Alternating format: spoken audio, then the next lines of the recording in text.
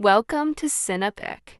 In the beginning of the movie, we are introduced to a boy named Sammy, and we see him approaching a church with a lot of blood stains in his shirt and with a broken guitar. As soon as the pastor of the church, Jedediah, sees him, he welcomes him and tries to pray to God for his son's sins as he believes that Sammy has committed sins, and this has led to his present condition. The scene cuts to a day earlier, and we are shown a cotton plantation, and we get to know that Sammy and his family work in that plantation. We see him looking at the sunset and the cotton fields with dreams in his eyes to grow up and lead a different kind of lifestyle. Next, we are shown two brothers, Smoke and Stack, returning to their hometown of Clarksdale, Mississippi after spending time in Chicago, Illinois.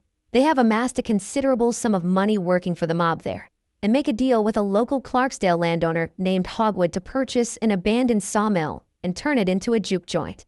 The two brothers warn Hogwood that they are willing to defend their property from the Klan, if necessary, but the old man claims that they are overreacting. With plans to open the juke joint that very evening, the twins next pay a visit to their uncle Jedediah and recruit his son Sammy to play his guitar at the joint.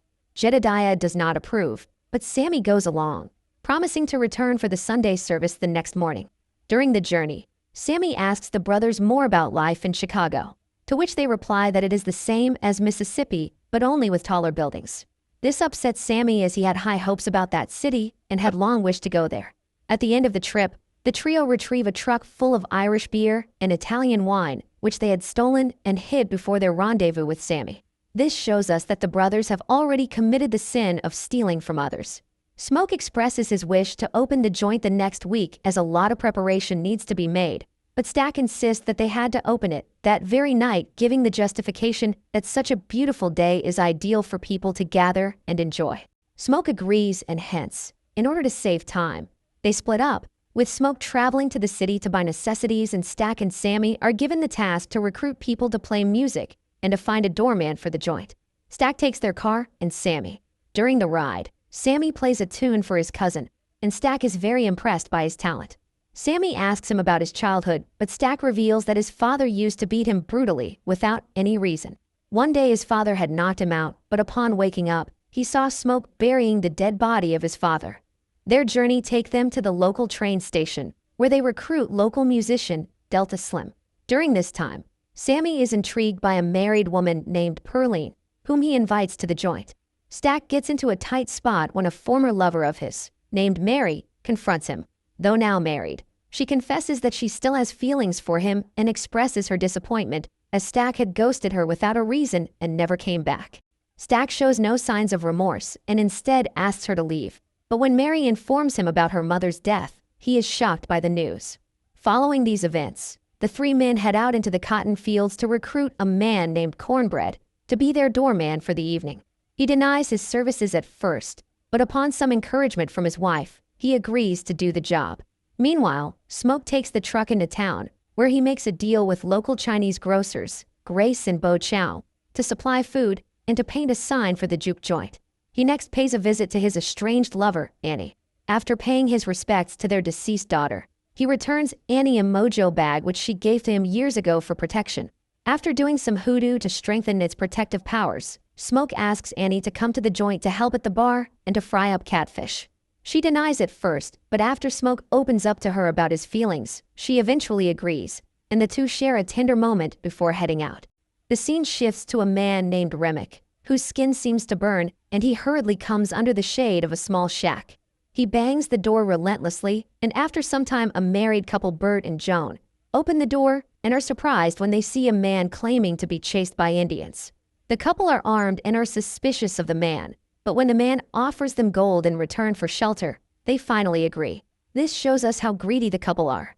The couple hide the man, with Joan driving off a group of Indians at gunpoint. Once they leave, she goes upstairs but is horrified to find her husband lying motionless on the floor and Remick giving off a wicked smile. His eyes were shining red, and he had fangs which were terrifying. She finds that Remick has turned her husband Bert into a vampire, and within a few moments he gets back up on his feet, giving a wicked smile, just like Remick. She gives off a loud shriek and soon shares his fate. We understand that the sun has set, and being vampires, the trio will become more powerful. Eventually, the juke joint is officially open for business. However, things quickly get testy when the brothers argue over some people paying with plantation tokens which can only be used at stores the local cotton plantation owns, which Smoke soon estimates will eat heavily into their planned profits. We see people arriving at the joint and Pearline also arrives, which brings a smile on Sammy's face. The two start talking, and we see that the joint is becoming lively with people enjoying themselves with drinks. Things also get testy when Mary shows up. Stack orders her to leave, but she refuses, claiming she wishes to be with her family and friends. Sammy decides to impress Pearline, and soon he gets to perform for her, as he and Slim play a tune. The song proves to be so full of life, it seems to transcend time, and what Sammy is playing permeates through every soul in the juke joint. Following the performance, Remick, Bert, and Joan show up at the front door of the joint, requesting to come in and join the party. They claim they want to play music for the crowds and are willing to pay, but Smoke suspects that they are here to cause trouble and refuses to let them in.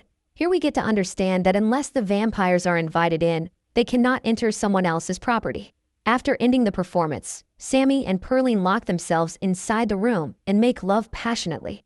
Stack calls for him, but upon hearing moaning sounds from inside the room, he understands what is happening and does not disturb them. The scene cuts to Smoke confiding in Stack about their financial problems, and he informs him that buying the sawmill has left them in a dire situation and they will run out of free cash in 2 months unless the joint is successful. Stack confides in Mary about his and Smoke's financial situation. Wanting to help, Mary wants to go to the 3 people who were just casted out, Remick, Bert, and Joan.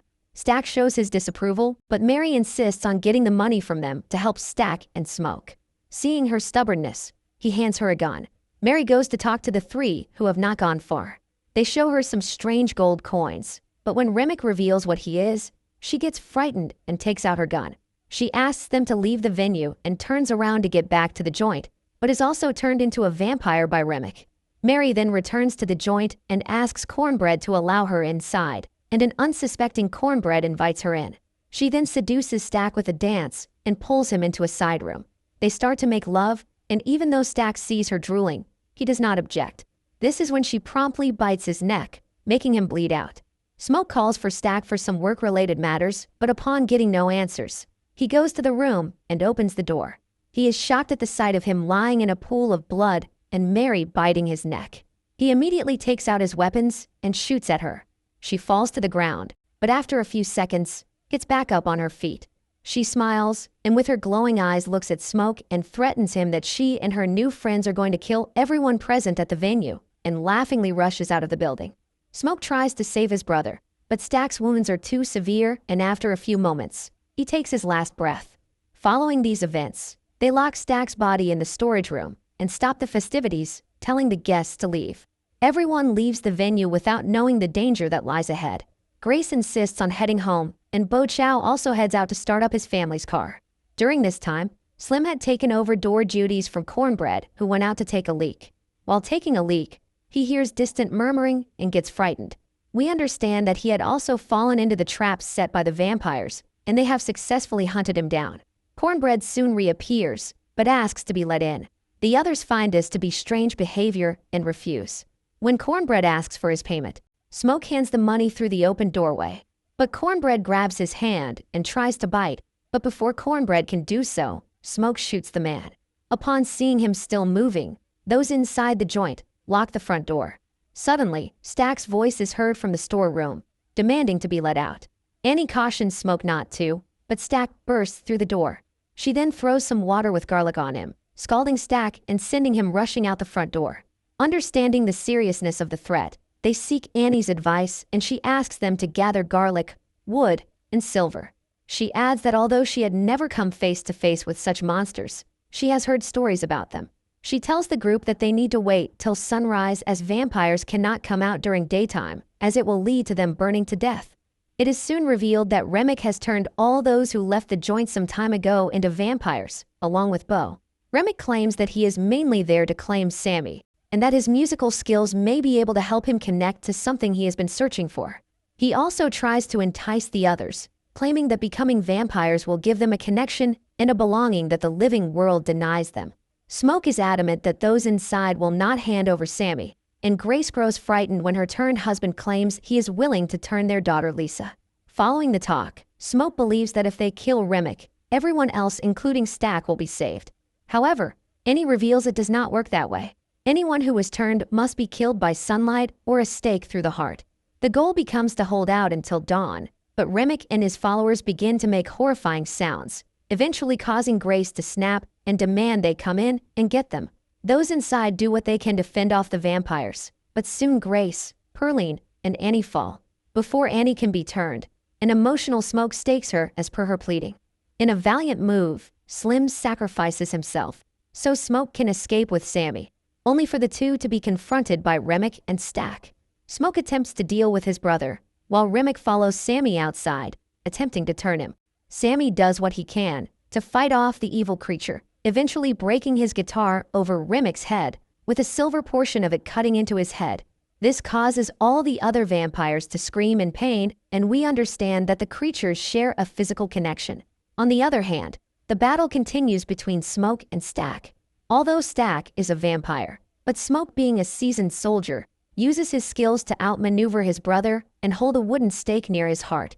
Just as Remick was about to kill Sammy, Smoke appears and stakes Remick, causing him to vanish in a pillar of flame. Sammy and Smoke have managed to survive until dawn, and watch as the rest of the vampires burst into flames around them. Smoke gives Sammy his brother's car and instructs him to leave town, before pulling equipment from his truck. Remick had mentioned that Brett was the son of the local clan leader, who is actually Hobwood, and Smoke is fairly certain that Hobwood and his followers will show up. Smoke prepares himself and brings out his machine gun, which he had hidden some time ago, and waits for the incoming threat. His hunch proves correct, as before long, Hobwood appears with several men reach there, ready to cause trouble. Removing Annie's mojo bag, Smoke ends up ambushing them, wiping the men out, but being shot fatally in the standoff. Just before he expires, Smoke sees Annie and their baby. During this time, Sammy returns to his family's church, where upon seeing his bloodied and damaged state, his father urges him to renounce his love of the blues. Instead, Sammy takes off in the brother's car, with the remnants of his guitar clutched in one hand. Time passes, and it is revealed that Sammy became a famous blues musician. Following a performance in Chicago in 1992, Sammy is visited by Stack and Mary. Stack reveals that Smoke let him live after Stack promised that he won't harm Sammy, and he and Mary escaped from the juke joint all those years ago before the sun rose. Stack also senses that Sammy will die soon of old age and offers to turn him into a vampire, but the old man refuses the offer.